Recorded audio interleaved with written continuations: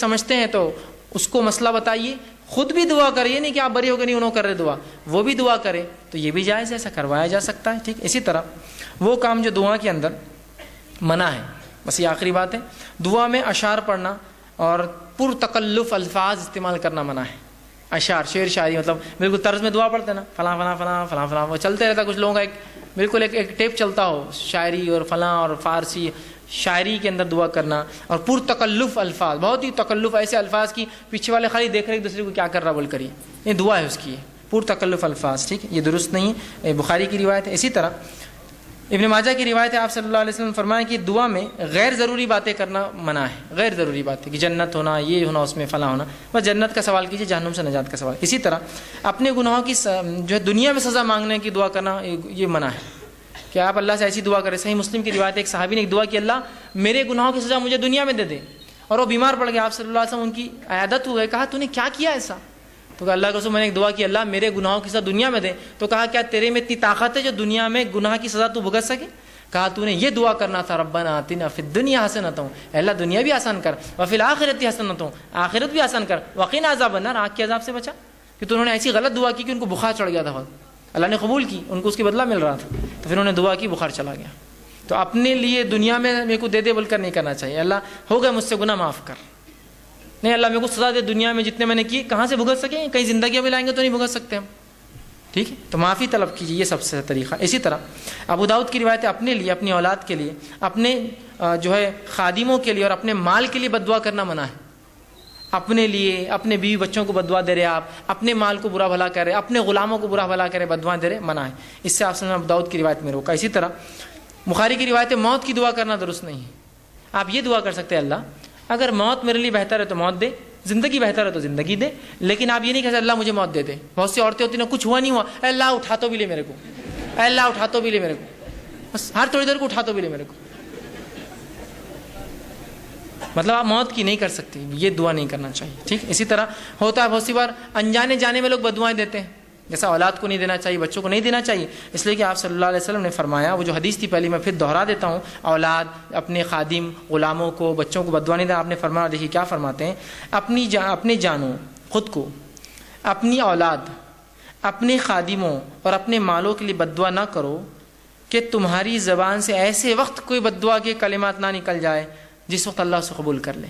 تو عورتیں بھی ہوتی بہت سی بار بد دعائیں دیتی بچوں کو، ناس پیٹا ہے، یہ تو میرا فلاں ہے، یہ تو ایسے ہے، بد دعائیں مت، اس کو کبھی اپنا عام معمول میں بنائیے۔ اچھے لوگ، انبیاء، صلحاء کبھی بد دعائیں نہیں دیتے، ورنہ ہمارے پاس تو ایک معمول ہو گیا نا، بچوں کو مائیں بد دعا دیتی، کچھ بد دعائیں دے رہی کہ تم ایسے ہو جاؤ، تنگ کر دیے، ویتاق لا دیے، میرے کو فلاں ہو جائے، تمہارا تو بیڑا غرق ہو، اللہ نے قبول کر لیا تو، اور پھر وہی مائیں پھر دعائیں کریں گی، اللہ اس کا بیڑا غرق کیوں ہو رہا ہے، پھر آپ نے تو بد دعا دیے تھے، خواہ مخواہ اچھے الفاظ، برے الفاظ مت نکالیے، ٹھیک۔ اسی طرح موت کی دعا کرنا منع ہے، اسی طرح خطا رحمی اور گناہ کی دعا کرنا منع ہے، اور اسی طرح عجلت طلبی سے دعا کرنا آپ سے منع کیا، صحیح مسلم کی روایت ہے۔ اسی طرح صحیح بخاری کی روایت، دعا مانگتے ہوئے اللہ کے ساتھ کسی نبی یا ولی یا بزرگ کے تھرو وہ کرنا کہ ان کے ذریعے ہوتا ہے، یہ شرک ہے۔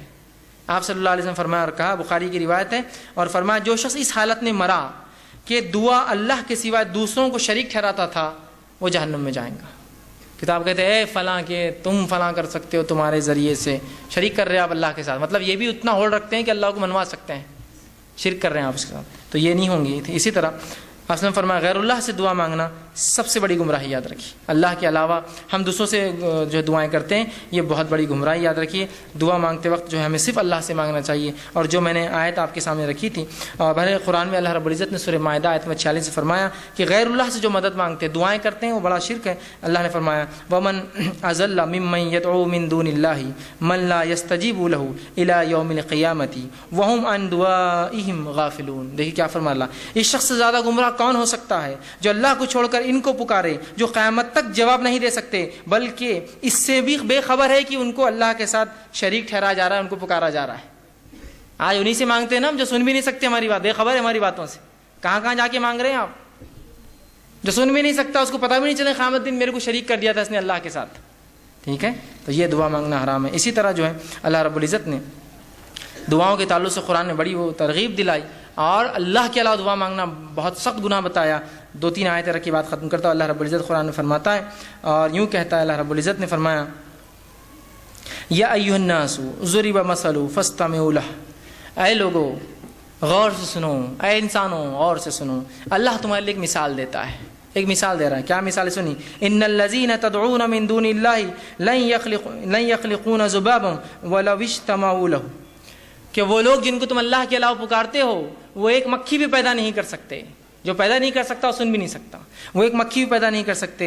اور مکھی پیدا کرنا تو دور، اگر مکھی ان کے سامنے سے کچھ لے کر اڑ جائے تو اس سے واپس چھیننے کی طاقت بھی نہیں رکھتے. بڑے کمزور ہے جو ایسوں سے مانگتے ہیں، اور بڑے کمزور ہے جو لوگ مانگنے والے ہیں.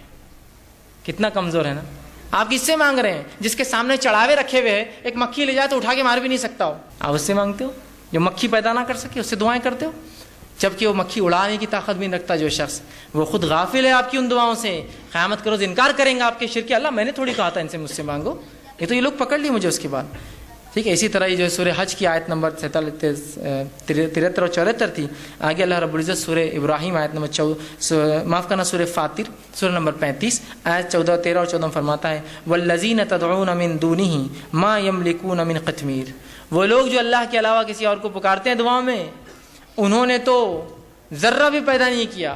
ذرہ، قطمیر کہتے ہیں کھجور کی گٹلی کے اوپر ایک چھلکا آتا ہے پتلا، وہ بھی نہیں پیدا کیا انہوں نے تم جس سے دعا مانگتے ہو. ان تدعوہم لا یسمعوا، اور جب تم پکارتے ہو سن بھی نہیں سکتے ہو، بہرے ہو، ان کو سنے نہیں آتا ہے. دعاکم، تمہاری دعاؤں کو سنتے نہیں. ولو سمعوا ما استجابوا لکم، اور اگر سن بھی لے، کوئی زندہ ہے سن بھی لے تو تمہاری دعاؤں کو قبول نہیں کر سکتا، طاقت نہیں تھی قبول کرنے کی. آگے فرمایا وَيَوْمَ الْقِيَامَةِ يَكْفُرُونَ بِشِرْكِكُمْ، اور تمہارے اس عمل، اس شرک سے انکار کریں گے روز قیامت. اللہ ہم نے نہیں بولا تھا ان کو ہم سے مانگو، یہ بعد والے ہم کو پکڑ لیے، تو اپنے شرک کا انکار کریں گے جو تم لوگوں نے کیا ہو. وَلَا يُنَبِّئُكُم مِثْلُ خَبِيرٍ، اور فرماتا ہے حقیقت حال کہ ایسی صحیح خبر تمہیں خبردار کے سوا اور کوئی نہیں دے سکتا. مطلب اللہ کے رسول جو بتا رہے ہیں ان پر ایمان لاؤ، یہ مشرکین کے لیے تھا، لیکن افسوس آج مسلمان اسے پڑھے. اسی طرح سورہ نحل سورہ نمبر 16 آیت نمبر 20 اور 21 میں اللہ نے فرمایا والذین تدعون من دون اللہ لا یخلقون شیئا وهم یخلقون. تم اللہ کے علاوہ جن سے دعائیں کرتے ہو وہ خود پیدا کیے گئے ہیں، پیدا کرنے والے نہیں ہیں. تو جو پیدا ہوتا ہے دعا سن بھی نہیں سکتا ہے. کیا فرمایا لا یخلقون شیئا، انہوں نے کچھ پیدا نہیں، وهم یخلقون، وہ خود پیدا ہوئے.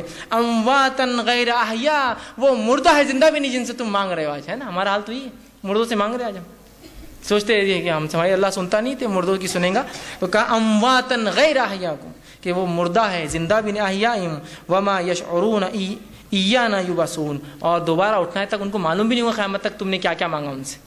تو ہم کوشش کریں خالص اللہ سے دعائیں کریں، اللہ کے علاوہ کسی کو شریک نہ کرے دعاؤں میں. دعا عبادت ہے، مستقل عبادت ہے، اور دعا اللہ ہر کسی کی دعا سنتا ہے. حکمت مصلحت کے تحت تھوڑا آگے پیچھے ہو جائے تو ہمیں اللہ سے ناراضگی یا دین و شریعت یا دعا کرنا چھوڑنا نہیں چاہیے.